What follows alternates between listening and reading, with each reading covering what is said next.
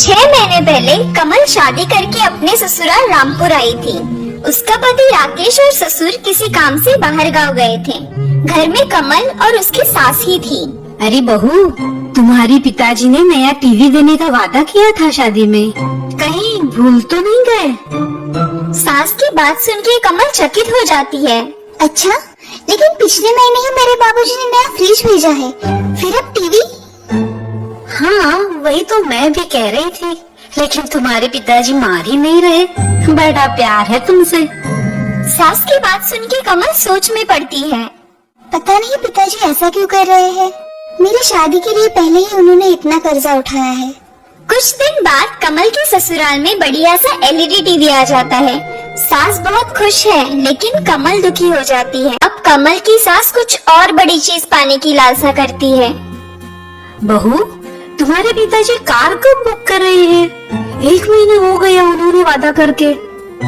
सास की बात सुन के कमल को झटका लगता है। जी, और एक कार? हमारे पास तो पहले से ही एक है ना। अरे उसमें एसी नहीं है ना, और बहुत छोटी भी तो है। और तुम्हारे पिताजी ने खुद ही हमें कार देने की मनीषा जताई, तो हम ना नहीं बोल सके। सास की बात सुन के कमल उलझन में पड़ती है। माँ जी, क्या मैं 2 दिन के लिए पिताजी के यहाँ हुआ हूँ? कार कब तक आएगी ये भी देख लूंगी। कमल की बात सुन के सास खुश होती है। हाँ हाँ, बिल्कुल जाना, मैं यहाँ सब संभाल लूंगी। अगले दिन कमल अपने मायके निकलती है। प्रणाम माँ जी, आप अपना ख्याल रखना। हाँ हाँ, तुम चिंता मत करो, कार तो आ ही जाएगी आज नहीं तो कल। लेकिन तुम लौटते वक्त अपने मायके से कुछ कीमती मूल्यवान चीज लेके आना, खाली हाथ मत लौटना। नहीं, वो क्या है ना, नई दुल्हन के लिए अशुभ होता है, ऐसा मानते हैं। हे भगवान, इनकी भूख तो दिन ब दिन बढ़ती ही जा रही है। कमल अपने मायके पहुंचती है और अपने पिताजी से कार के बारे में पूछताछ करती है। क्या कार? और वो भी एसी वाली? नहीं, मैंने तो ऐसा कोई वादा नहीं किया है। और अब तो मेरी सारी जमा पूंजी भी खत्म हुई है। अब कमल के दिमाग में सारी बात सुलझ जाती है। अच्छा, मतलब सासू जी झूठ बोल रही है, अपनी मनगढ़ंत कहानियाँ बना रही है। 2 दिन पिताजी के घर रहने के बाद कमल अपने ससुराल लौटने की तैयारी करती है। प्रणाम पिताजी, मैं चलती हूँ, आप अपना ख्याल रखना। बेटा, वो कार का क्या करे? तुम्हारी सास नाराज हो जाएगी तुमसे। नहीं पिताजी, अब चिंता मत कीजिए, मैंने यहाँ की 2 मूल्यवान चीजें अपने साथ ली है, सासू माँ खुश हो जाएंगी। कमल की बात सुन के गोपीनाथ उलझन में पड़ता है, लेकिन पिताजी को दिलासा देके कमल अपने ससुराल के लिए निकलती है। जब कमल अपने ससुराल आती है, सास बड़ी खुशी से उसका स्वागत करती है। आओ आओ बहू रानी, पिताजी कैसे हैं तुम्हारे? जी बढ़िया है। पिताजी ने कार के बारे में कुछ कहा तुमसे? कब भेज रहे हैं? जी जल्द ही आ जाएगी कार। कमल की बात सुन के सास फूले नहीं समाती। वाह वाह, ये तो बड़ी खुशी की बात है बहू। राकेश और तुम्हारे ससुर जी शहर से लौटेंगे ना, और आंगन में नई बड़ी लंबी कार देखेंगे तो बड़ी खुश हो जाएंगे। वरना मुझे कोई शौक नहीं है गाड़ी वाड़ी का। जी माँ जी, मैं जानती हूँ। अच्छा अच्छा, वो सब ठीक है, लेकिन अब तुम खाली हाथ आई हो क्या? नहीं माँ जी, पिताजी ने तो बड़ी मूल्यवान चीजें भेजी है आपके लिए।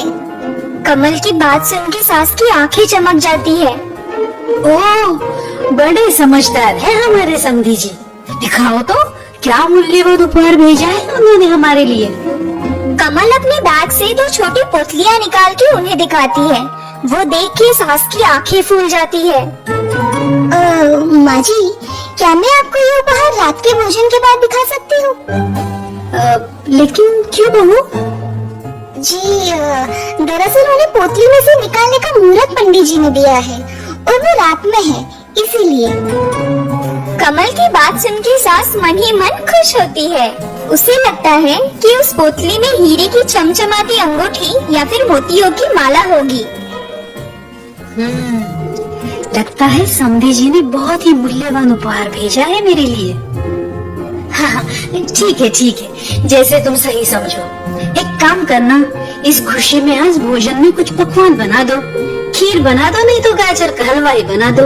राकेश और उसके पिताजी भी बिजनेस ट्रिप से आज आने वाले हैं ना।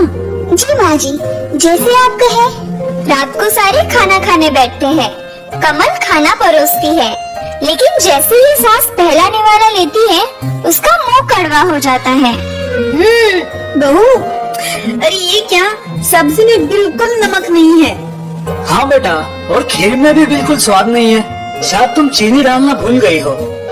कमल अंदर जाके मायके से लाई 2 छोटी पुतलियाँ लेके आती है। ये क्या है बहू, पहले नमक चीनी तो लाओ। जी ये वही है। कमल की बात सुन के सास, ससुर और उसका पति राकेश उलझन में पड़ते हैं। क्या तुम अपने मायके से चीनी और नमक लाई हो? जी कमल की बात सुन के सास ससुर अचरज में पड़ते हैं। राकेश थोड़ा गुस्सा होता है। मैं तुम्हें बहुत समझदार समझ रहा था, लेकिन ये तुमने बहुत गलत किया है। हाँ बहू, राकेश ठीक कह रहा है। तुम्हारे मायके वाले क्या सोचेंगे हमारे बारे में? कमल हल्का सा मुस्कुराती है। जी मैंने तो सिर्फ माँ जी की इच्छा पूरी की है। कमल का जवाब सुन के ससुर और राकेश अचरज से सास की तरफ देखते हैं। सास जरा सी डर जाती है। माँ, क्या कमल सही कह रही है? नहीं बेटा, मैंने ऐसे नहीं कहा था कि अपने मायके से चीनी और नमक ले आना। माँ जी, लेकिन आप ही ने मुझे कहा था कि अपने मायके से वहाँ की कुछ मूल्यवान चीजें लेके आना, वरना अशुभ माना जाता है।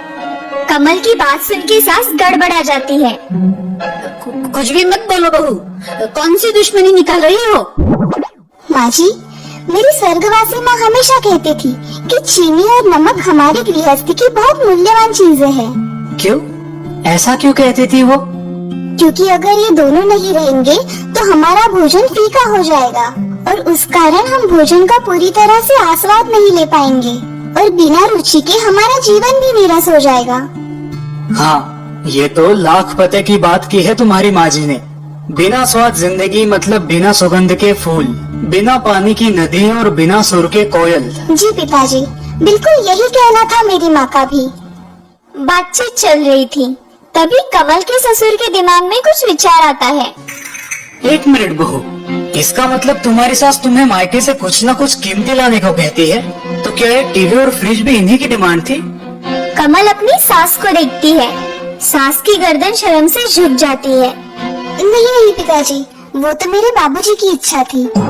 तो फिर इस बार माँ ने मूल्यवान वस्तु की डिमांड क्यों की थी? कमल मुस्कुरा के कहती है,